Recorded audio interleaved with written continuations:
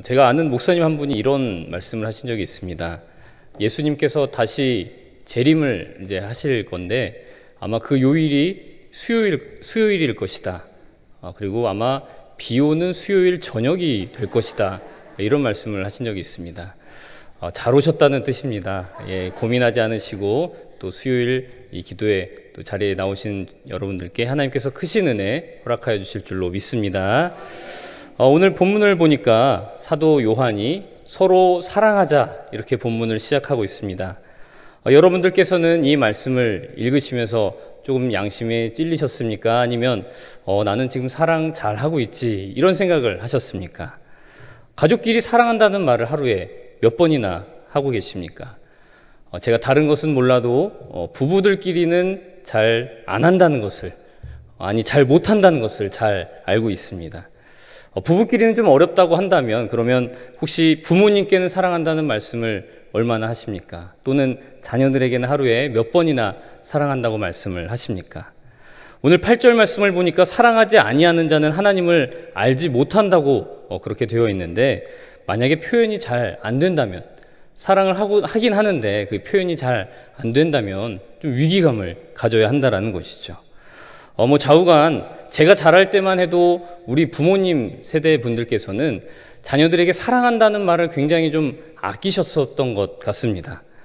만약에 제가 친구 집에 놀러 가는데 그 친구의 어머니나 아버지가 친구에게 사랑한다 이런 말을 하시면 저는 굉장히 제가 막 소름이 돋고, 아니 이 집안은 과연 제대로 된 집안이 맞는가 그런 생각을 했었던 기억이 납니다.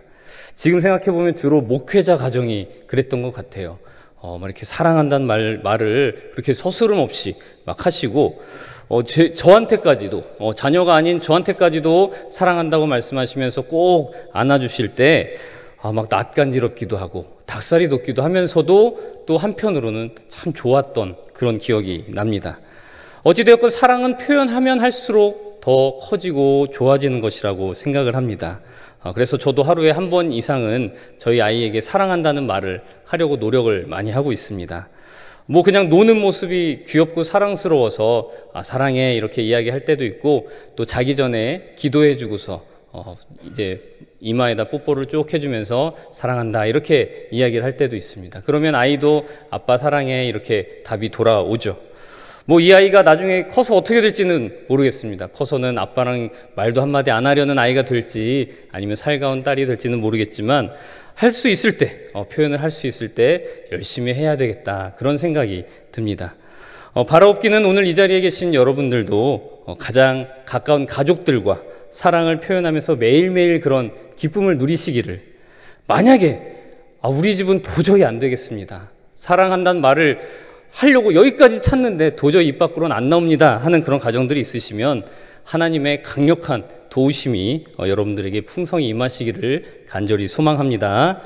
네, 오늘날의 한국 사회를 한마디로 표현해 본다면 어떻게 표현할 수 있겠습니까? 변화의 시대, 혁신의 시대, 또 요즘엔 AI의 시대다 이런 말도 많이 쓰잖아요. 그렇게 여러 가지 단어로 오늘날 한국 사회를 표현할 수 있겠지만, 저는 마태복음 24장 12절에 나온 예수님의 말씀을 조금 인용해서 사랑이 식어지는 시대다 이렇게 표현을 하고 싶습니다. 예수님께서는 마태복음 24장에서 말세에 어떤 일들이 일어날지를 제자들에게 알려주시는 가운데 이런 말씀을 하셨습니다. 거짓 선지자가 많이 일어나 많은 사람을 미혹하겠으며 불법이 성함으로 많은 사람의 사랑이 식어지리라, 이런 말씀을 하셨다는 것이죠. 우리가 살고 있는 이 시대가 그 역대 어떤 시대보다도 찬란하고 아주 풍요로운 시대임은 분명합니다. 대부분의 사람들이 음식이 없어서 걱정하는 것이 아니라 너무 많이 먹어서 걱정을 하고 있잖아요. 또 조금만 의료비를 지불할 수 있다면은 건강하게 오래 살 수 있는 그런 환경들이 잘 조성이 되어 있습니다. 그렇게 먹고 사는데도 걱정이 없고 또 병 걸리는 것도 그렇게 큰 부담이 없다면 모든 사람들이 마음이 좀 너그러워지고 가정마다 화목하고 이웃들과 사이좋게 지내야 맞을 것 같은데, 이상하게도 그렇지 못한 가정들이, 또 그런 이웃들이 왜 이렇게 많은지 모르겠습니다. 나라의 경제가 발달하고 또 기술이 좋아지면은 놀라울 정도로 성장을 거두게 된다면 나라 안의 갈등이 좀 사라져야 할 것 같은데 나라 안의 갈등이 줄어들기는커녕 더욱더 늘어나고 있는 이유는 과연 무엇이겠습니까? 예수님께서 이미 2000년 전에 예언을 하셨다는 것이죠. 불법이 성함으로 많은 사람의 사랑이 식어지리라. 여기서 불법으로 번역된 헬라어 단어 아노미아라는 단어가 있는데 이 단어는 무법, 불법, 범법 이런 뜻이 있다고 합니다. 그래서 신약에서 이 아노미아라는 단어가 쓰이게 된다면 일반적으로 하나님의 목적과 계획에 반대되는 것을 암시한다라고 되어 있습니다. 즉 불법이 성함으로 사람의 사랑이 식어지리라 라는 뜻이 막 무슨 실정법을 어기는 사람들이 늘어나고 범죄율이 높아져서 사람들이 사랑을 안 한다는 뜻이 아니라 날이 갈수록 말세가 가까울수록 하나님의 계획과 또 하나님의 목적에 반대되는 상태로 사람들이 치달아가게 된다. 그렇기 때문에 많은 사람의 사랑이 식어지게 된다. 우리가 이 말씀을 그렇게 해석을 할 수가 있는 것이죠. 주님께서는 그저 말세가 되면 사람들의 사랑이 식을 거야 이렇게 예언하시고 그치신 것이 아닙니다. 거기에 덧붙여서 이렇게 제자들에게 말씀을 해 주셨습니다. 그러나 끝까지 견디는 자는 구원을 얻으리라. 예수님께서 말씀해 주셨습니다. 끝까지 견뎌야 한다라는 이 말씀에는 많은 의미가 함축이 되어 있겠죠.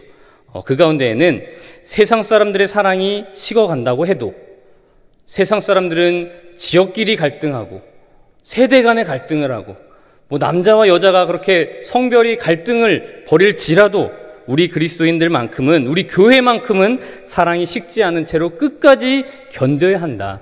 그런 뜻으로 우리가 이 말씀을 받아들여야 한다는 것이죠. 한편 사랑이 말세가 되면 식어져 갈 것이라고 예수님이 말씀을 하셨는데 오늘 본문의 말씀에서는 그에 반해서 사랑에 관해 얼마나 아름답게 서술을 하고 있는지 모릅니다. 특히 8절 하반절 말씀 너무나 유명한 말씀이죠. 하나님은 사랑이심이라. 하나님은 사랑이심이라. 정말 과감하게 하나님의 속성을 표현하고 있는 말씀이라고 할 수가 있습니다.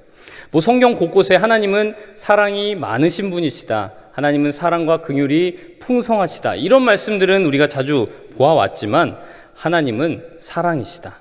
하나님은 사랑 그 자체이시다. 이렇게 단정적으로 표현한 말씀은 요한 1서에서만 볼 수가 있다는 것이죠. 그리고 10절 말씀을 살펴보면 우리가 하나님을 사랑한 것이 아니요 하나님이 우리를 사랑하사 우리 죄를 속하기 위하여 화목제물로 그 아들을 보내셨음이라 라고 하면서 하나님이 왜 사랑 그 자체인가 그 이유에 대해서까지 감동적인 어투로 적혀 있습니다. 그래서 많은 사람들이 이 사도 요한을 사랑의 사도라고 칭송을 하고 있는 것이죠.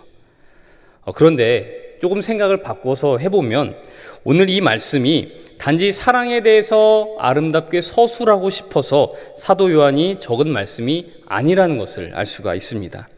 오늘 본문의 말씀은 앞서 예수님의 말씀과 같이 사랑이 식어져가는 이 세대라는 그런 맥락 가운데서 우리가 받아들여야 한다는 것이죠. 요한 1서를 기록한 사도 요한은 7절 말씀에서 또 11절 말씀에서 반복해서 우리가 서로 사랑하자, 우리가 서로 사랑하는 것이 마땅하도다 이렇게 말을 하고 있습니다. 사랑이라는 말을 이 사도 요한이 좋아해서 그런 것이 아닙니다. 그냥 그 사랑이라는 말이 듣기 좋아서 사도 요한이 그렇게 반복해서 서로 사랑하자고 말한 것이 아니라는 것이죠.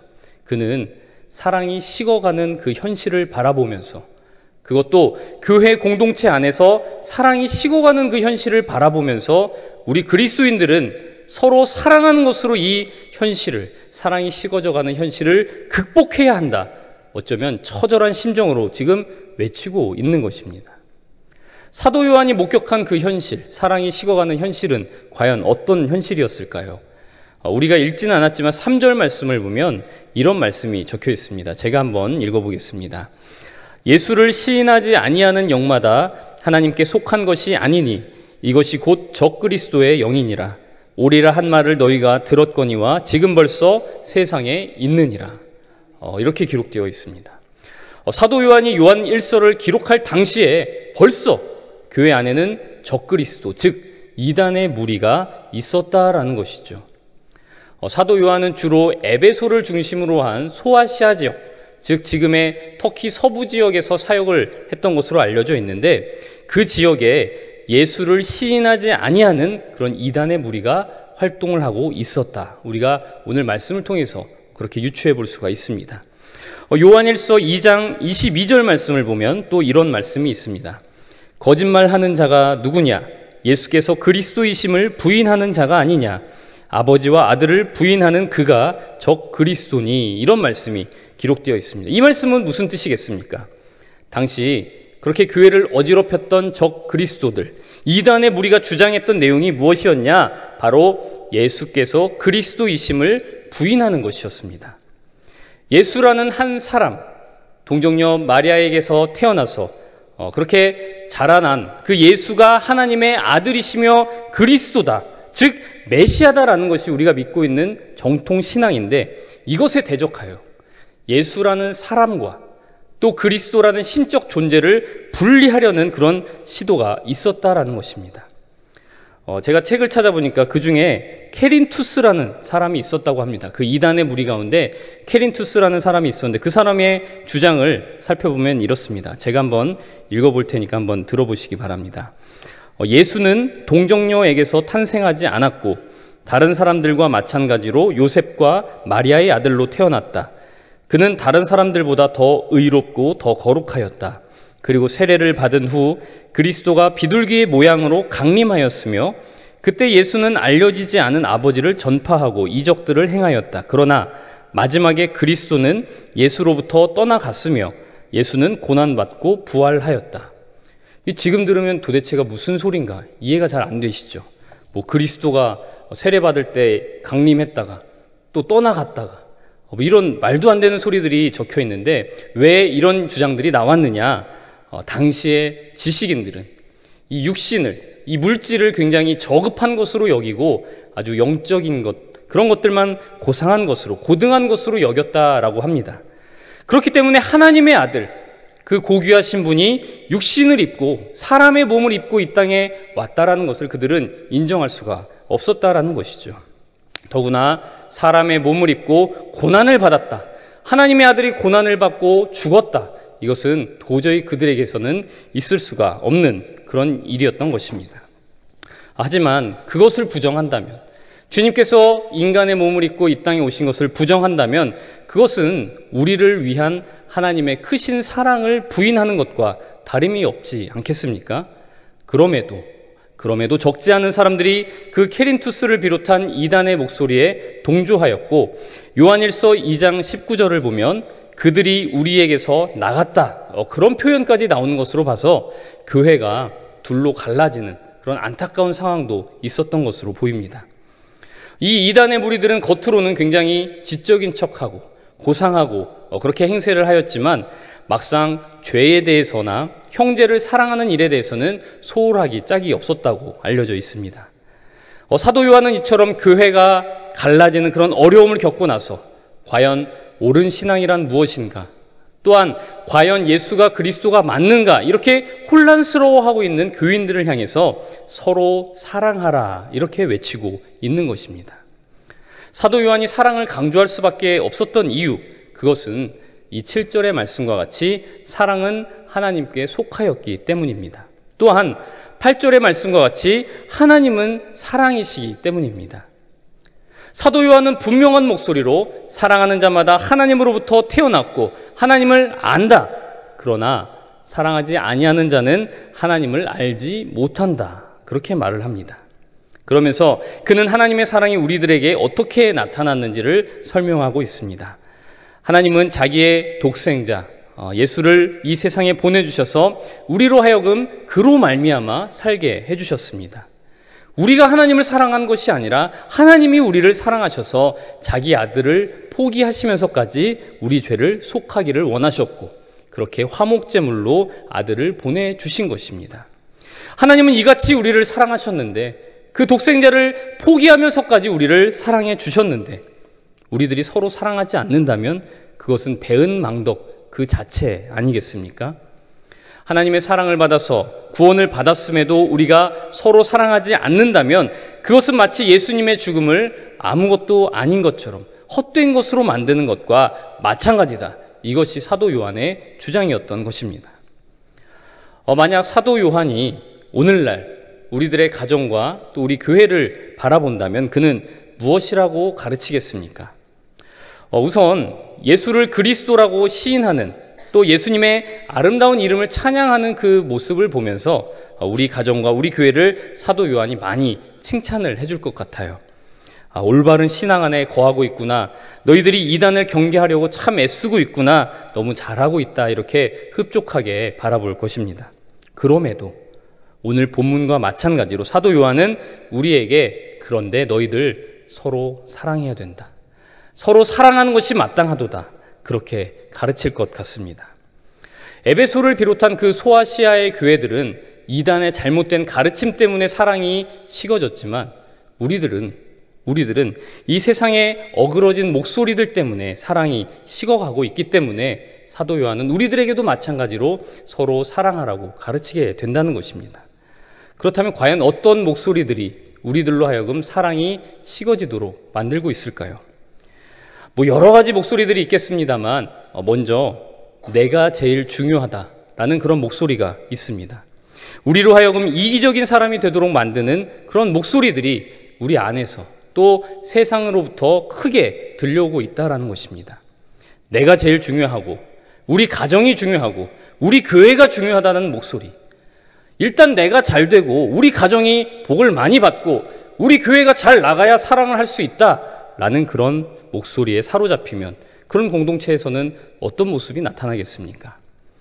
마태복음을 보시면 예수님이 변화산이라는 산에서 영광스럽게 변화되시고 모세와 엘리야와 대화를 나누시는 그런 아주 신비하고도 황홀한 장면이 등장을 합니다.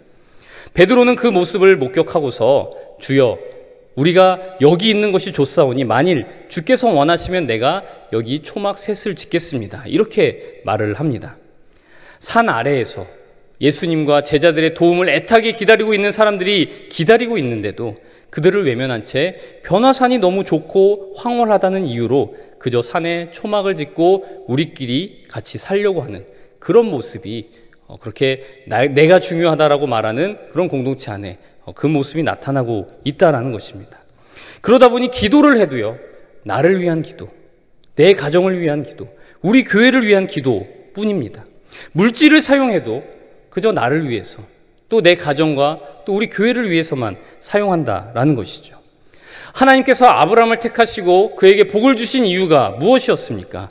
그것은 아브라함으로 인하여 땅의 모든 족속이 복을 받게 하시기 위함이다라고 성경에 증거되어 있음에도 그 세상의 목소리, 내가 제일 중요하다라는 목소리에 사로잡힌 자들은 하나님의 복을 받으려고만 하지 다른 곳으로 흘려보내지 않기 위해 전전긍긍한다라는 것입니다. 여러분들도 들어보셨다시피 이스라엘에 있는 사해 바다는 말 그대로 죽은 바다입니다. 갈릴리 호수로부터 요단강을 따라 물이 흘러내려오지만 이 물이 어디 다른 곳으로 흘러갈 수가 없어서 그 사해 바다에 고여 있다라는 것이죠. 그 물은 다른 곳으로 빠져나가지 못하고 그렇게 고여버린 채로 강한 햇살 가운데서 다 증발되어 버립니다. 너무나 염도가 높은 나머지 극히 일부의 동식물 외에는 사해 주변에서 살아남지를 못한다고 해요. 이와 마찬가지로 내가 중요하다는 그 목소리에 사로잡혀서 하나님의 복을 움켜쥐고 있는 사람 또한 그러한 공동체는 결국 그 손에 쥐고 있는 복을 다 놓치게 된다는 것을 우리들이 기억해야 할 것입니다. 또 다음으로 어떤 목소리들이 우리들 가운데 또 우리 세상으로부터 들려오고 있느냐? 편한 것이 좋은 것이다. 그런 목소리들이 들려옵니다. 요즘 여러분 세상이 살기가 얼마나 편해졌습니까? 혹시 들어보셨는지 모르겠는데 삶의 질을 높여주는 3대 가전제품이 있다고 합니다. 혹시 들어보셨습니까? 3대 가전제품. 전혀 못 들어보신 지금 눈빛인데요. 제가 1, 2, 3위 순서대로 말씀을 드리겠습니다. 첫 번째가 식기세척기, 두 번째가 로봇 청소기, 세 번째가 건조기입니다.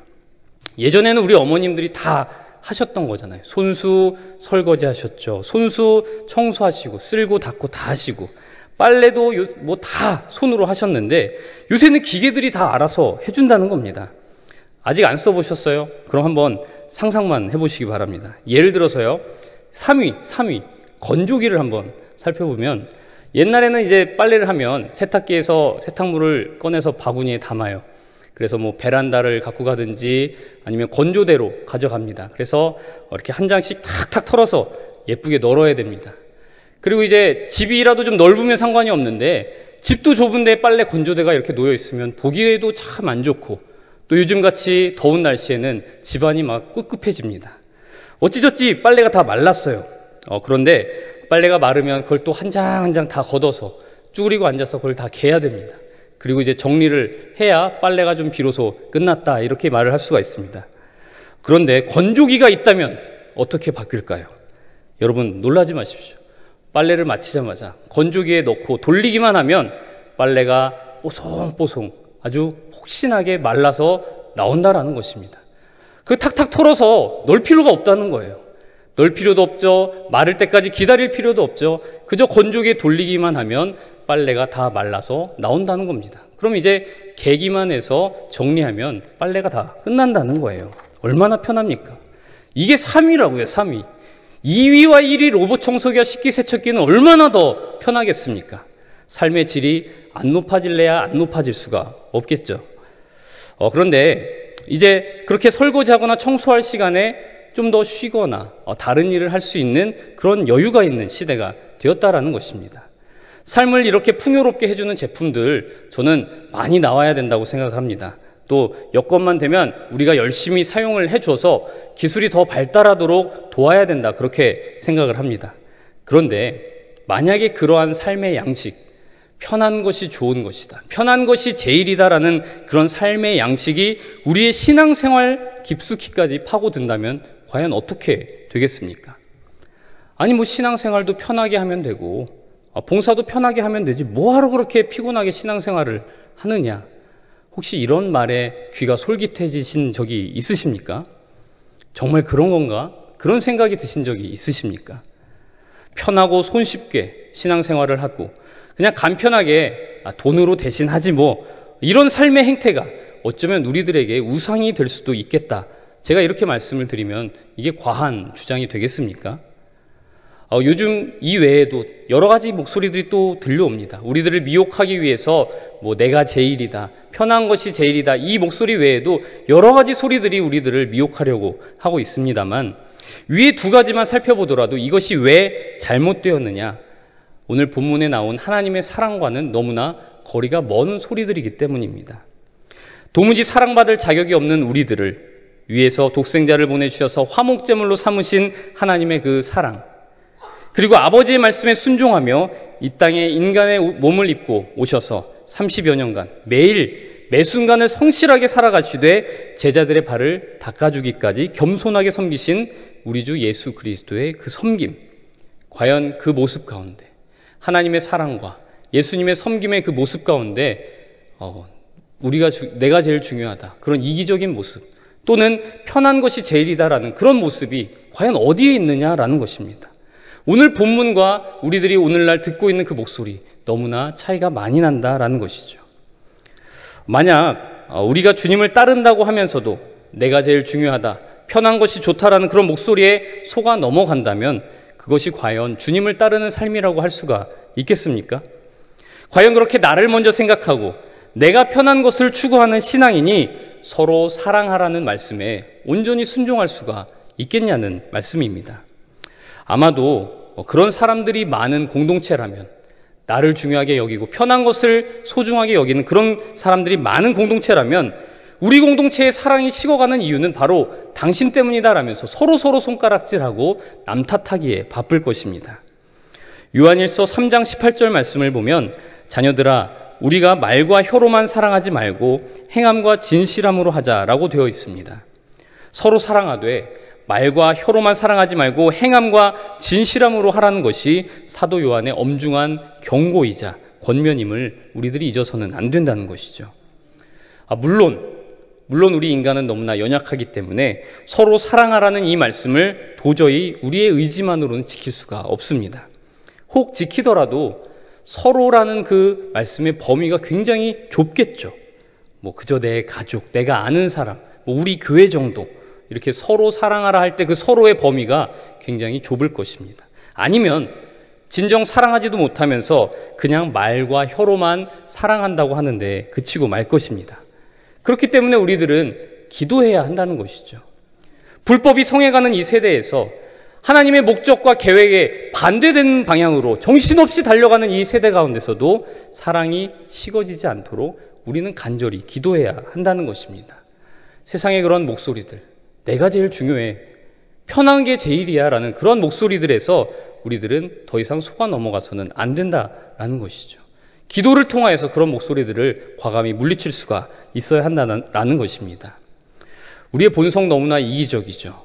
또 편하게 살고 싶고 신앙생활도 편하게 하고 싶지만, 그러나 우리를 향한 하나님의 사랑은 그렇지 않기에, 그리고 하나님께서 우리들을 먼저 사랑하신 이유는 그 사랑을 흘려보내라는 뜻임을 우리들이 알기에 서로 사랑하며 살겠습니다라고 하나님 앞에서 우리들은 결단해야 하는 것입니다. 사도 바울은 고린도전서 12장 31절에서 이렇게 말합니다. 너희는 더욱 큰 은사를 사모하라. 내가 또한 가장 좋은 길을 너희에게 보이리라. 사도 바울은 이렇게 말한 뒤에 너무나 유명한 고린도전서 13장 사랑장을 시작합니다. 즉 더욱 큰 은사는 사랑이며 가장 좋은 길 역시도 사랑입니다. 우리에게 모든 것을 후히 주사 누리게 하시는 하나님께서 사랑의 은사가 부족하여 그것을 간절히 사모하는 자들에게 하나님은 아낌없이 사랑을 부어주시고 또 사랑할 수 있도록 능력을 부어주실 것입니다. 그리하여 날이 갈수록 사랑이 식어져가는 이 세대 가운데 우리 동신의 권속들을 통하여 끝까지 견디는 자들을 구원하시고 또 서로 사랑하도록 이끌어주시는 역사가 일어나게 될 줄로 믿습니다. 기도하겠습니다.